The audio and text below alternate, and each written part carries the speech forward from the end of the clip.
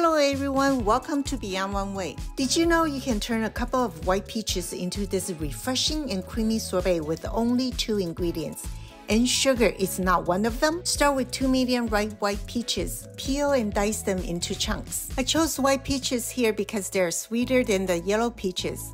The natural sweetness from the ripe peaches is the reason why we don't need added sugar. And that makes this peach sorbet a great, refreshing, and healthy sweet frozen treat you can enjoy at any time. Place the diced peaches in the freezer until they're frozen, and this will make about 2 cups of peach sorbet. When ready, place a few frozen peach pieces in a food processor. Then add our second ingredient, which is very cold ice water. Yes, this very cold ice water is the second ingredient for making this peach sorbet.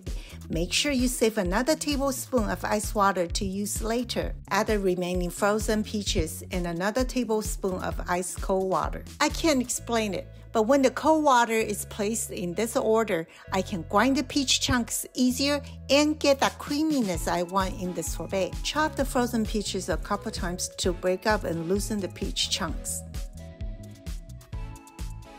As you can see, these peach chunks are a little loose and softened now.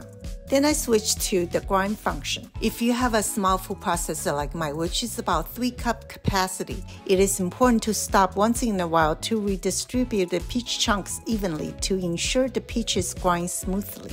So stop, redistribute, then grind again are the processes for making this sorbet. And each time these peach chunks will get creamier. I stop about 7 times with my food processor, so be patient if you also have a smaller food processor too, because this grinding technique does work.